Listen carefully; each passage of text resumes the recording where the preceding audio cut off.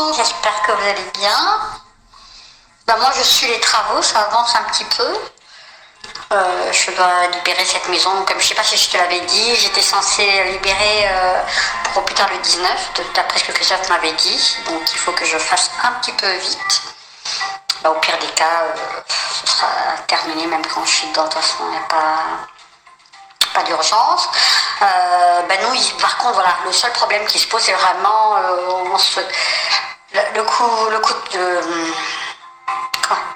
couvre-feu. Je sais pas si tu es au courant, donc couvre-feu à 19h à Kigali. Couvre-feu à 19h, certaines entreprises, on te dit ferme à 16h.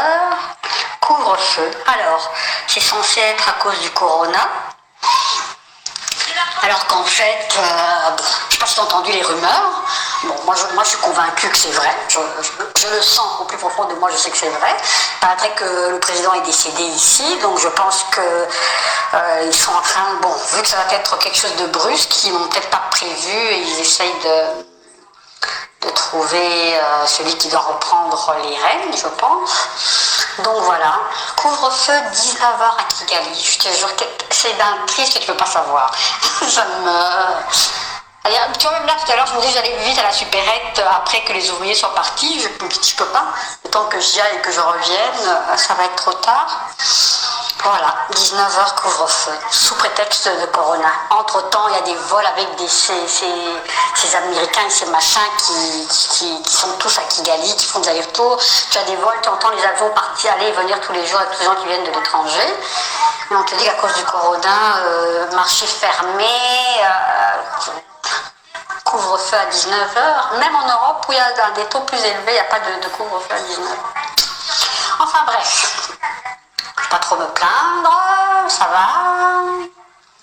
Voilà, c'était pour faire un petit coucou et papoter un petit peu. Bisous, à bientôt, bye bye. banyarwandakazi, inshuti bakunzi b'urubuga biza tubireba, turabasuhuje. Turi kuwa gatatu tariki 2 ukwezi kwa 9 umwaka wa 2020, mukaba mugiye gukurikirana ikiganiro biza tubireba tugaceceka.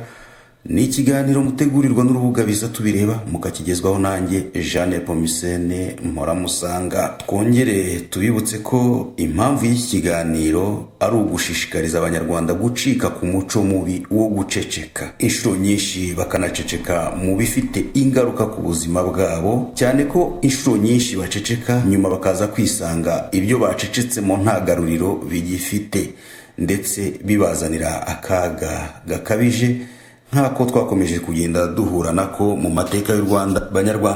Banyarwandakazi rero, ikiganiro cyacu cy'uyu munsi ntabwo kiri bube kirekire, ndetse navuga yuko mu by'ukuri ari kigufi cyane bishoboka, ariko icyo tubasaba ni ugukomeza gutekereza ku biganiro tubagezaho. Wakumva bifite icyo bikungura, bifite icyo byungura umuryango nyarwanda, ukadufasha kubisangiza abanyarwanda kugira ngo turusheho kwagura intekerezo z'abanyarwanda.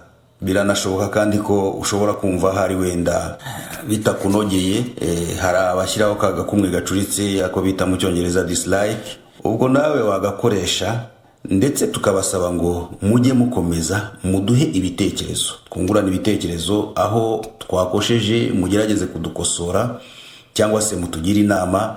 Kimwe nuko natwe iyo dukora ibi biganiro tuba turi kugerageza kungurana inama namwe cyangwa se kubaha ibitekerezo. Gusa byose tukabikora mu kinyabupfura, mu bwubahane, ndetse no mu muco wa kinyarwanda. Uyu munsi rero muri iki gitondo mukaba mwakwibaza mutese noneho biza tubireba y'uyu munsi ituzaniye iki rero. Mu by'ukuri nababwira ko tugarutse kongera kuvuga ku kibazo gikomeje gusakuzwa. Mu by'ukuri abanyarwanda bakomeje kuba mu gihirahiro, kandi mu by'ukuri bitari ngombwa. Turagaruka cyane kuri Padiri Nahimana Thomas uvuga ko Perezida Kagame yapfuye. Hanyuma tunagaruke kandi ku myitwarire ya leta y'u Rwanda muri iki kibazo. Nkuko mwabyumvise, iminsi yose ishize, hashize amezi menshi, nyine Padiri Thomas akomeza kuvuga ko Perezida wa Repubulika Paul Kagame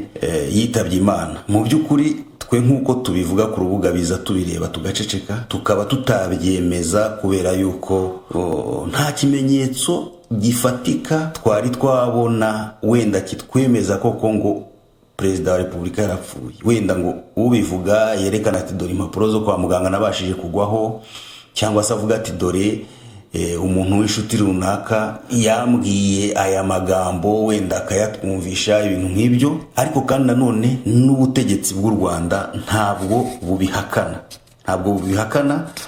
wenda ngo bavuge bati reka dufate umuvugizi wa guverinema ajye kuri radio cyangwa kuri televiziyo avuguruze ibi bintu bikomeza kuvugwa na Padiri Nahimana Thomas. Hari benshi batwandikira bakatubwira bati mwebwe muri abasazi, murumva leta y'u Rwanda ifite umwanya wo kujya kuri radio kujya gusobanura ibyo bisazi bya Padiri Nahimana. Ariko ndagira ngo mbabwire ko mu burenganzira bw'abaturage, wenda tunavuge ko leta y'u Rwanda yaba inasuzugura cyane ibyo Padiri Nahimana Thomas avuga, wenda n'undi wese washaka kubisuzugura yabisuzugura, kubera yuko kugeza aka kanya nyine nta bimenyetso bidasanzwe Padiri Nahimana Thomas yari yagaragaza.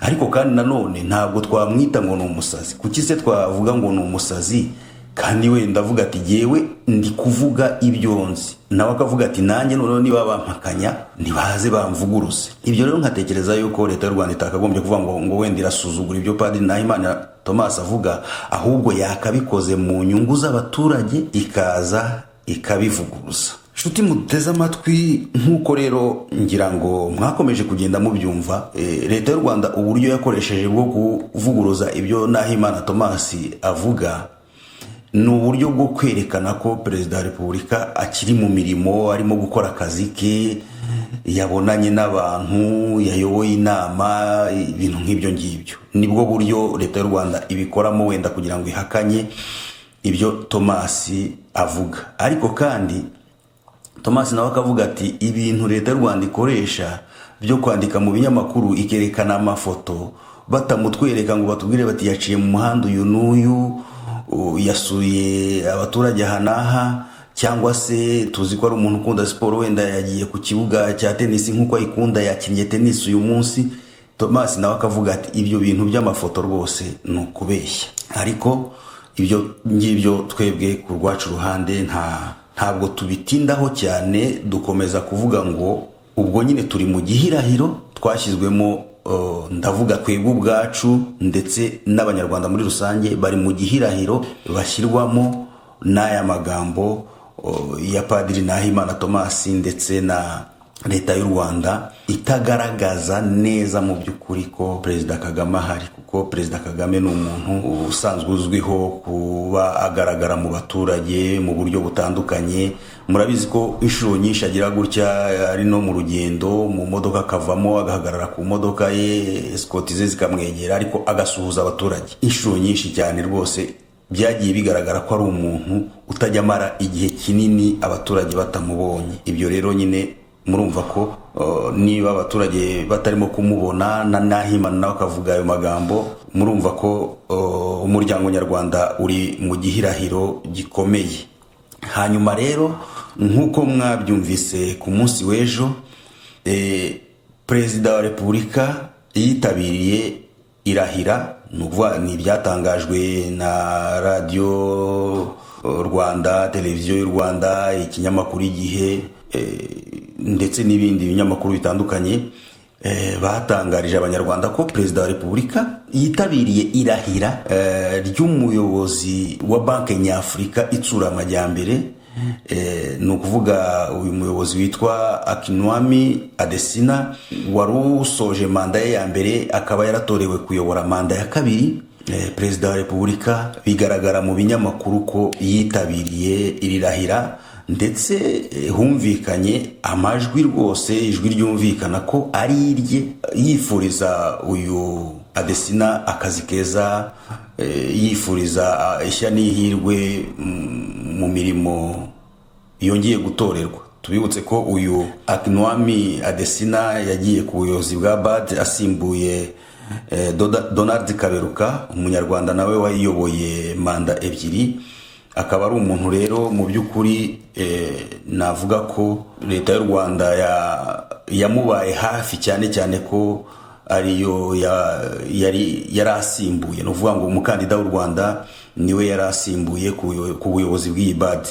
Bikaba byumvikana rero ko kuba perezida wa repubulika yaza kumushyigikira akamwifuriza akazi keza muri manda ye ya kabiri byari ngombwa. Ijwi rero ryarumvikanye, ariko nyine murumva ko abanyarwanda bakomeje gushidikanya bakavuga bati ariko se kuki tubona amafoto tukumva ijwi ariko ntitubona umuntu uri aho agenda. Ndetse benshi batangiye kujya batwandikira bakatubwira bati iby'ijwi naryo ntabwo dushobora kubyizera kuko hari umusore w'umunyarwanda bita Gasumuni uvuga neza, uzi kwigana neza ijwi rya perezida wa repubulika. Bakavuga bati rero nabyo ni ukubyitondera, wasanga ari Gasumuni urimo kuvuga bakavuga ko ari perezida wa repubulika. Ariko twebwe ibyo byose mu by'ukuri nk'abantu twiyemeje kuzajya tubabwira ibintu twahagazeho, ntabwo twemeza ko ari Gasumuni uvuga igihe cyose wenda bitari byagaragara. Ariko kandi nanone ntitwatera amabuye Padiri Nahimana Thomas mu gihe nawe avuga ati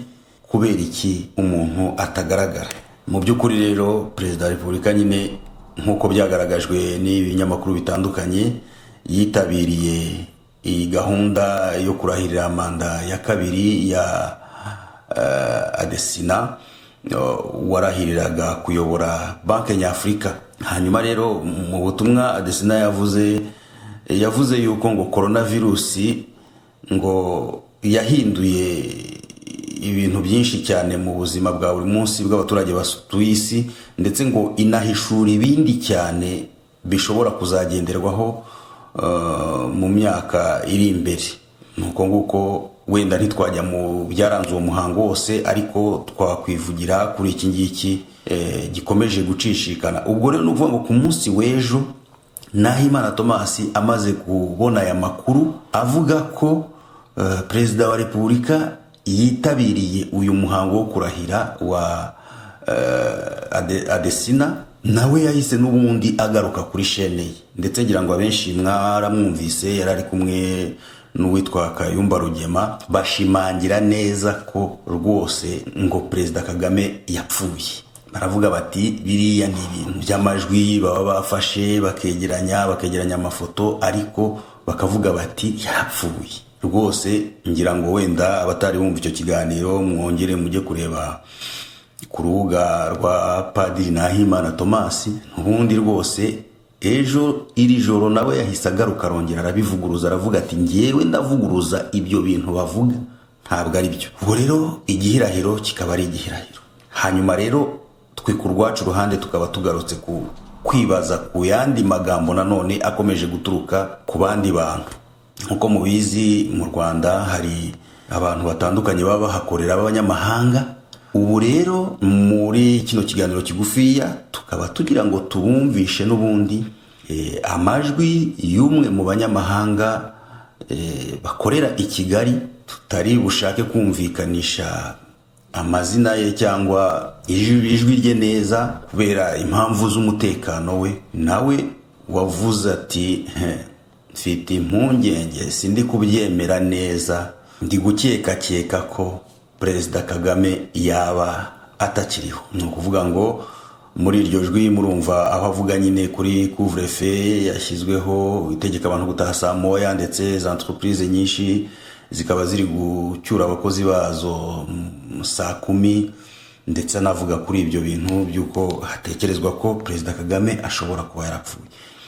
Ubwo rero murumva ko mu by'ukuri ni ikibazo kitoroshye, kuko Padiri Nahimana Thomas aravuga, u Rwanda narwo rukavuga ruti perezida Kagame yakoze iki n'iki, none n'abanyamahanga bakorera za ONG zimwe na zimwe ziri i Kigali nabo batangiye kuvuga bavuga ko bikekwa ko perezida Kagame ashobora kuba yaritabye Imana. Murumva rero rwose dusabe Padiri Nahimana Thomas niba afite ibimenyetso rwose byashimangirira abanyarwanda, byatuma abanyarwanda bahita bavuga bati leta y'u Rwanda yaratubeshye, ibyivuga byose tubivuyeho. Tumusabe rwose niba afite icyo kimenyetso akigaragaze. Twongere kandi dusabe leta y'u Rwanda nayo ibona ko n'abanyamahanga ubwabo batangiye kugira icyo babivugaho, nayo isohoke rwose ize ivuguruze bino bintu, badusabire nyakubahwa perezida wa repubulika aho ari yigaragariza abaturage, kuko ubu abanyarwanda bari mu gihirahiro kandi baribaza ibirimo bivugwa niba atari ukuri. dore ko hari n'abandi batangiye kutwandikira bavuga bati rompuwe zo mu mujyi wa Kigali zose, imihanda ziri gukorwamo isuku idasanzwe igaragaza yuko wenda hashobora kuba hari ibintu by'ibirori birimo kwitegurwa tutazi ibyo ari byo. Usibye yuko nabonye mu kinyamakuru Igihe mu minsi yashize baranditse ko ari isuku isanzwe irimo gukorwa mu mujyi wa Kigali, ariko nanone mwumvishe muri icyo kiganiro Padiri Nahimana Thomas avuga yuko ngo afite ibimenyetso ntakuka bimwemeza ko Perezida Kagame ngo ashobora kuzashyingurwa ku itariki ya 1 z'ukwa 10, ni ukuvuga hasigaye iminsi mikeya ibarirwa ku ntoki. Ibyo rero mu by'ukuri ni Padiri Nahimana Thomas ubivuga, ntabwo ari biza tubireba tugaceceka. Inshuti rero mwari muduteje amatwi, reka dusoze ikiganiro cyacu, ariko tubabwire ko tugiye kubashyiriraho nyine ayo majwi dukesha umwe mu bantu b'abanyamahanga bakorera i Kigali, nawe urimo kwibaza mu by'ukuri nk'ibi ngibi twibaza. Reka rero mbasabe ko n'ubundi mu gihe mwumvise ibiganiro byacu bibanyura, mugerageza kubisangiza abanyarwanda kugira ngo turusheho kugira icyo tumarira umuryango nyarwanda, kandi tubibutse yuko umuco wo ugaceceka ku bintu bishobora kukuzanira ingaruka atari byiza. Tubabwire ko mu by'ukuri ibi byose biramutse bibaye ari byo Perezida Kagame atakiriho, cyazaba ari ikinegu ku muryango nyarwanda waba warabeshywe igihe cyose kingana gutya ko uyobowe n'umukuru w'igihugu kandi wenda adahari. Ikindi nanone tubabwire ko abaye ariho tukaba tutaragerageje gupushinga Padiri Nahimana Thomas kugira ngo atugaragarize mu by'ukuri ibyo avuga ko ari ukuri, yaba rero ari ikibazo gikomeye.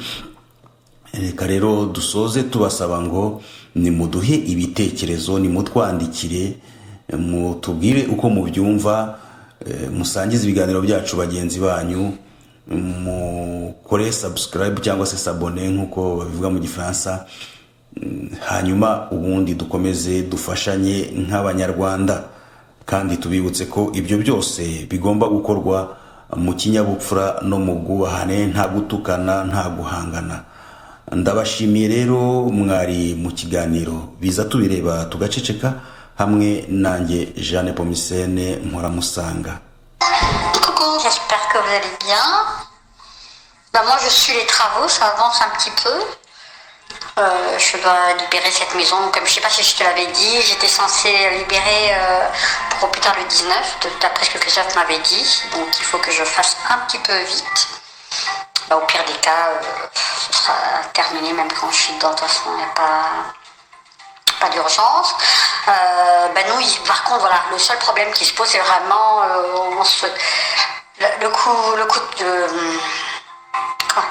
le couvre-feu. Je sais pas si tu es au courant, donc couvre-feu à 19h à Kigali. Couvre-feu à 19h, certaines entreprises, on te dit ferme à 16h. Couvre-feu, alors, c'est censé être à cause du corona. Alors qu'en fait, je sais pas si tu as entendu les rumeurs. Bon, moi je suis convaincu que c'est vrai. Je le sens au plus profond de moi, je sais que c'est vrai. Il paraîtrait que le président est décédé ici, donc je pense que ils sont en train, bon, vu que ça va être quelque chose de brusque, ils n'ont peut-être pas prévu et ils essayent de trouver celui qui doit reprendre les rênes, je pense. Donc voilà, couvre-feu 19h à Kigali. Je te jure que c'est d'un triste que tu peux pas savoir. Ça me... Allez, tu vois, même là tout à l'heure, je me disais que j'allais vite à la supérette après que les ouvriers soient partis. Je peux pas. Le temps que j'y aille et que je revienne, ça va être trop tard. Voilà, 19h couvre-feu, sous prétexte de Corona. Entre-temps, il y a des vols avec ces Américains et ces machins qui sont tous à Kigali, qui font des allers-retours. Tu as des vols, tu entends les avions partir, aller et venir tous les jours avec tous les gens qui viennent de l'étranger. Et on te dit qu'à cause du Corona, marché fermé, couvre-feu à 19h. Même en Europe, où il y a des taux plus élevés, il n'y a pas de couvre-feu à 19h. Enfin bref. Pas trop me plaindre, ça va. Voilà, bah, c'était pour faire un petit coucou et papoter un petit peu. Bisous, à bientôt, bye bye.